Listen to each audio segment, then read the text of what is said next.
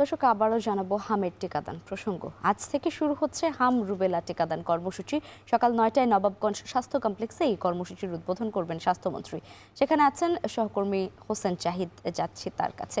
জাহিদ, সকাল ৯টায় শুরু হচ্ছে এই কর্মসূচির উদ্বোধন, প্রস্তুতি কেমন দেখছেন আপনি?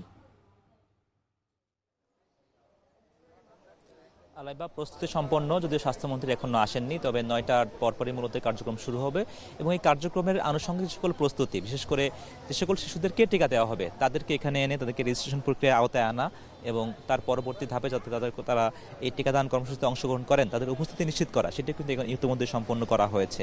এবং আজকের যে কর্মসূচি শুরু হচ্ছে এটি কিন্তু আরও প্রায় মাস তিনেক পরে শুরু হওয়ার কথা ছিল, কিন্তু সম্প্রতি যেহেতু হাম এবং রুবেলার যেই একটা প্রকোপ বৃদ্ধি পেয়েছে, কাজেই স্বাস্থ্য মন্ত্রণালয়ের পক্ষ থেকে এটি দ্রুতই আসলে উদ্বোধনটি করতে হচ্ছে।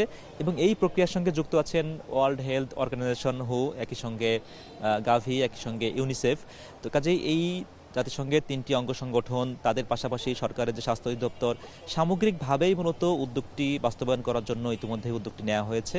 এবং আজকে এই নবাবগঞ্জ যে স্বাস্থ্য কমপ্লেক্স, সেখানকার স্থানীয় যে বাসিন্দা আছেন তাদের যারা ৬ থেকে ৫ বছর বয়সী শিশুরা আছেন তাদেরকেই মূলত আজকে এখানে দেওয়া শুরু হচ্ছে। তবে দেশ জুড়েই কিন্তু 18টি জেলায় এই কার্যক্রম বিস্তৃত থাকবেন এবং স্বাস্থ্যমন্ত্রী মূলত এই প্রোগ্রামের আনুষ্ঠানিক কর্মসূচিটা উদ্বোধন করার মাধ্যমে এই বার্তাটি দেওয়া হবে যে হাম প্রতিরোধে সরকারের যে সকল উদ্যোগগুলো নেওয়ার কথা বলা হচ্ছে বারবারই, যে তারা সচেতন আছেন, একই সঙ্গে দায়িত্বশীল ভূমিকা রাখার তার কথা বলছেন। কাজেই সেটি একটি নিদর্শন হিসেবেই মূলত এই তাড়াহুড়া করেই কিংবা অল্প সময়ের মধ্যেই এই উদ্যোগটি কিন্তু বাস্তবায়ন করা হচ্ছে।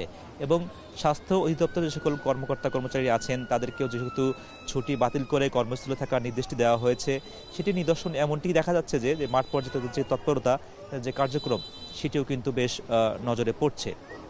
এবং ঢাকার এই প্রান্তিক পর্যায়েও কিন্তু সেই কার্যক্রমটি নজরে পড়ছে এবং এটি ধীরে ধীরে যেহেতু দেশব্যাপী এটি বিস্তৃত হবে, কাজেই সেই শুরুর প্রক্রিয়াটা জানাচ্ছিলাম।